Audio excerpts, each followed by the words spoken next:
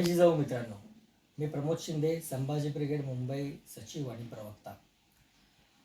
आज तुमच्यासमोर मी छावा चित्रपटाबद्दल बोलणार आहे. गेले कित्येक दिवस झालं माझे अनेक मित्र मला बोलत आहेत, तू छावा चित्रपटाबद्दल का बोलत नाही?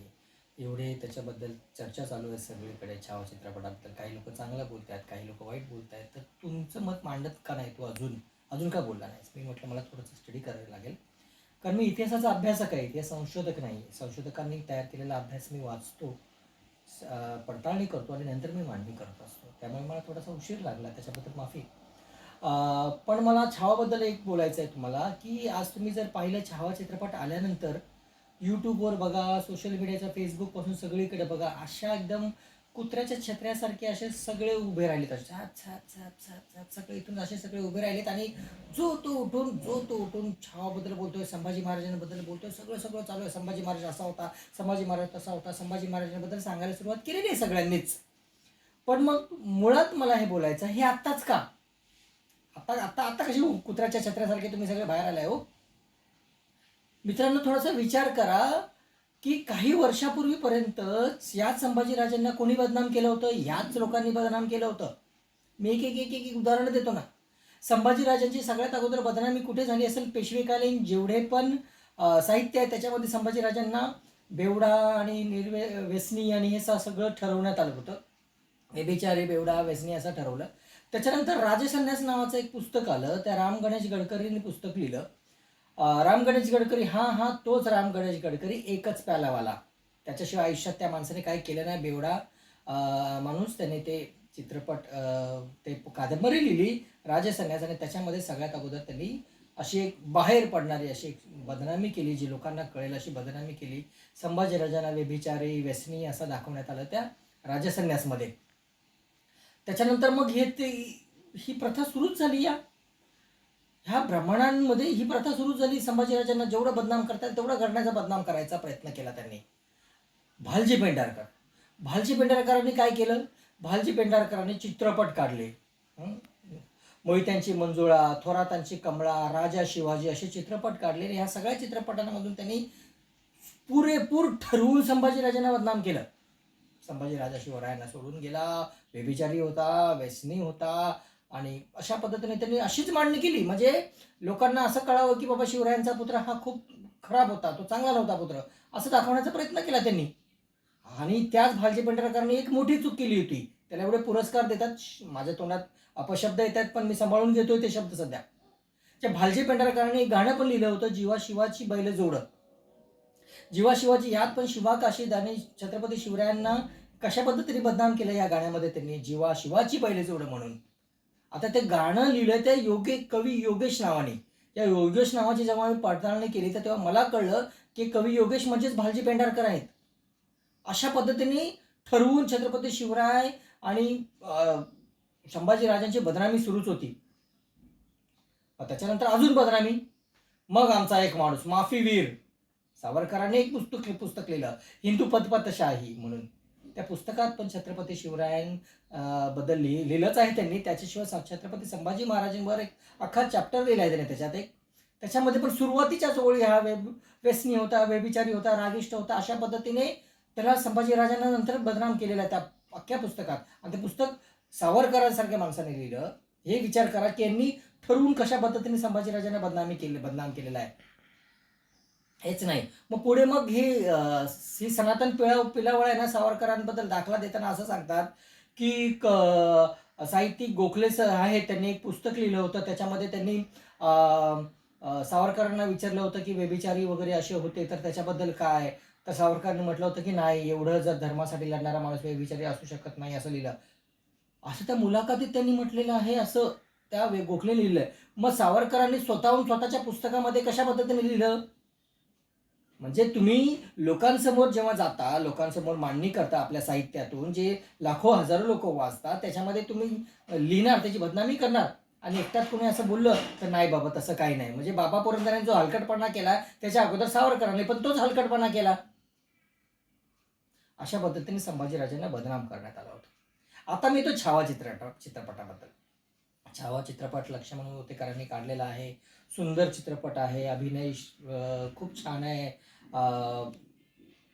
त्या विकी कौशलचा असू द्या किंवा अक्षय खन्नाचा, दिग्दर्शन चांगलं आहे, सगळ्यांचा अभिनय वगैरे खूप चांगला आहे, चित्रपटाची मांडणी चांगली आहे, सिनेमॅटिक लिबर्टी घेऊन खूप चांगला चित्रपट बनवलेला आहे, तो लोकांनी बघावा असं मला वाटतं. पण मग मला बोलायचं आहे की मग ह्या चित्रपटातून काय केलं लक्ष्मण उटेकरांनी. सगळ्यात महत्त्वाचं म्हणजे मित्रांनो, मी तुम्हाला सांगतो की साहित्यामध्ये 2 प्रकार असतात. एक कादंबरी लेखन असतं आणि एक इतिहास लेखन असतं. कादंबरी लेखनामध्ये कथा, कविता ह्या सगळ्या गोष्टी येतात, प्रवास वर्णन वगैरे. आणि इतिहास लेखनामध्ये शिलालेख जे आहेत त्याच्याबद्दल ताम्रपत्र वगैरे त्याच्यातून जे मांडणी केली जातो ते इतिहास लेखन असतं, त्याच्यातून काढलं जातं. पण जेव्हा एखादा कादंबरीकार इतिहासात घुसतो तेव्हा ती इतिहासाची वाट लागते. त्याच पद्धतीने झालं. त्याच बाबा पोरंदरेने तेच प्रकार केला. विश्वास पाटलांनी छावा लिहिताना पण हाच प्रकार केला. संभाजीराजांवर कादंबरी लिहिताना त्यांनी इतिहासामध्ये घुसला आणि संभाजीराजांची बदनामी केली. आता छावा कादंबरी खूप लोकांना वाटतं छान, चित्रपट बघितल्यावर पण डोळ्यातून पाणी येतं, पण त्यांनी इतिहासाची मोडतोड केली हे तेच चित्रपटात. आणि लक्ष्मण उटेकर सांगतात की हा चित्रपट मी त्याच्यावरूनच बनवलेला आहे, छावा कादंबरीवरून. मग लक्ष्मण उटेकर, तुम्हाला एवढी अक्कल नव्हती का? तुम्ही इतिहासावर चित्रपट बनवताना काहीतरी विचार करायला पाहिजे होता ना. काय काय केलं मी त्याच्याबद्दल होतं. छत्रपती संभाजीराजांचं 9 वर्षाचं आयुष्य त्यांनी राजा म्हणून अनेक लढाया लढल्या, सगळ्या लढाया जिंकल्या वगैरे, चांगली मांडणी केली आहे तुम्ही. त्याच्यात त्याच्यात काही चांगलं सुंदर आहे, शूर वगैरे सगळं दाखवण्याचा प्रयत्न केला, खूप छान गोष्ट आहे त्यांनी. पण त्याच्यात तुम्ही हे विसरलात सांगायचं की छत्रपती संभाजी महाराज हे स्वतः एक साहित्यिक होते मोठे. त्यांनी वयाच्या 14व्या वर्षी बुधभूषण नावाचा ग्रंथ लिहिला. राजा कसा असावा, राजाची नीती कशी असावी याच्यावर मांडणी केली त्यांनी. पुढे शृंगारिक आणि छान साहित्यिक असं काव्य वर्णनात त्यांनी 7 शतक, नायिकाभेद आणि नखशिकांत असे ग्रंथ लिहिलेत त्यांनी. नायिकाभेदमध्ये कृष्ण आणि राधेचं शृंगार वर्णन केलेलं आहे त्यांनी. 7 शतकमध्ये माणसाला आयुष्यात सुखाच्या 100 गोष्टी कुठल्या करायच्या त्याच्यावर मांडणी केलेली आहे. असा हा साहित्यिक, एवढा मोठा साहित्यिक माणूस, जो संस्कृतचा पंडित होता, ज्याला 7 ते 8 भाषा येत होत्या, त्याने भोजपुरी ब्रजभाषेमध्ये एवढे 3 ग्रंथ लिहिले. अशा माणसाला तुम्ही बदनाम करता. अशा माणसाला तुम्ही ती मांडणी करता नाही आली तुम्हाला. थोडंसं कुठे 1-2 वाक्यात जरी तुम्ही मांडणी केली असती की बाबा एवढे साहित्यिक होते, एवढे ग्रंथ लिहिले, तरी लोकांना कळलं असतं की हा फक्त लढाई तलवार घेऊन लढणारा माणूस नव्हता, तर हा अष्टपैली होता. एवढं तुम्हाला दाखवता आलं असतं. पण नाही, तुम्ही हा चित्रपट काहीतरी सूडबुद्धीनेच लिहिलेला असंच दिसतं तुम्हाला. कोणाच्या दबावाखाली केला असेल ते असंही म्हणू शकतो, दबावाखालीच झालेला आहे. कारण तुम्ही चित्रपटातलं फक्त शेवटचं एक वाक्य, देश धर्म पर मिटने वाला शेर शिवा का छावाता वगैरे, असं त्याच्या एका वाक्यासाठी तुम्ही चित्रपटाच्या शेवटी औरंगजेब त्याला विचारतो की तू माझा धर्म स्वीकार, तुझं जीवन सुधरून जाईल. पण औरंगजेब कधी विचारतो ते पण तुम्ही विचार नाही. एवढा टेक्निकली तुम्ही तुम्हाला वाटत किती मोठी चूक आहे, तुम्ही विचार करा, ती टेक्निकली विचार करा. जेव्हा संभाजीराजाचे नख काढली जातात, त्याची चामडी सोलून काढली जाते, जेव्हा त्यांचे डोळे काढले जातात, तेव्हा जाऊन औरंगजेब त्यांना विचारतो की माझा धर्म स्वीकार, तुझं जीवन सुधारेल. अहो विचार तरी करा. औरंगजेबाला अशा डोळे काढलेल्या व्यक्तीचे, ज्याची नखं काढलेली, चामडी सोललेली आहे, जो मरायला टेकलेला, अशा व्यक्तीचं काय उपयोग झाला असता. आणि हे तर अनैतिकच आहे. औरंगजेबाने तू माझा धर्म स्वीकार असं कधीही बोलल्याचा कुठेही कसलाही पुरावा नाही आहे. त्यात तुम्ही मांडणी केलेली आहे. फक्त शेवटचं एवढं वाक्य जोडण्यासाठी सगळ्यात शेवटी तो एक सीन ऍड केलेला आहे. हेच दिसतंय कुणाच्या तरी दबावाखाली केलेला आहे तुम्ही, एवढंच दिसतंय की. आणि या पूर्णपणे या चित्रपटात जर तुम्ही पाहिलं तर कशा पद्धतीने मोगलांना हिरवे कपडे दिलेले आहेत आणि छत्रपती संभाजीराजांच्या सैन्याला भगवे कपडे दिलेले आहेत. म्हणजे पूर्णपणे तुम्ही हिंदू मुसलमान धर्मांध राजकारण करण्याचा प्रयत्न केलाय तुम्ही पूर्णपणे. तुम्हाला किती माहिती आहे हो. आणि शिवाजी महाराजांच्या सैन्यामध्ये जे जेवढे सगळे मुस्लिम सैन्य होते, संभाजीराजांच्या सैन्यामध्ये ते नव्हते का? होते ना, तिथे तसेच चालत होते ना. एकही दाखवलं नाही तुम्ही. म्हणजे तुम्ही संभाजीराजांच्या सैन्यामधलं, शिवरायांच्या सैन्यामध्ये जे तो एक चांगला धर्मनिरपेक्षचा, एक सर्व धर्मांचा सन्मान करणारा छत्रपती शिवाजी महाराज होते, संभाजी महाराज होते, हे तुम्ही मांडणी केली नाहीये. दाखवायला पाहिजे होतं ना त्याचे सैनिक. आणि मुळात औरंगजेबाच्या दरबारामध्ये पण हिंदू कितीतरी होते की नाही, सैनिक होते की नाही, ते तुम्ही दाखवायला पाहिजे होते. ते दाखवलेले नाही आहेत तुम्ही. तर मुळात मला एवढंच बोल, सगळ्यात शेवटची मोठी एक चूक तुम्ही काय अजून केली त्याच्यानंतर, संभाजीराजांना पकडून देणारा गडोजी शिर्के होता, काळोजी शिर्के होता. कुठून पुरावा दिले हो तुम्ही? स्वतः शिर्के घराण्याचे जे वंशज आहेत त्यांनी अशी मांडणी केलेली आहे की त्यांनी पत्र लिहिलं इतिहास संशोधक मंडळाला की बाबा नाही आहे, असा एखादा पुरावा असेल तर द्या की गणोजी आणि कान्होजींनी पकडून दिला असा. तर इतिहास संशोधन मंडळाने त्यांना उत्तर दिले की नाही, असा एकही पुरावा आमच्याकडे उपलब्ध नाही आहे म्हणून. मग तुम्ही कुठून मांडणी केली होती? तुम्ही कुठून मांडणी केली ही? तर हे पूर्णपणे तुम्ही चुकीचं केलेलं आहे ही मांडणी. याशिवाय ब्रिटिश इतिहासकार आहेत, मार्टिन किंवा असू दे, ग्रँडफ आहेत, ते अशी मांडणी करतात की ब्राह्मण जे आहेत कारकुनांनी त्याला पकडून दिलेलं आहे, रंगनाथ स्वामींचं नाव येतं त्याच्यात, अशा पद्धतीचं आहे ते.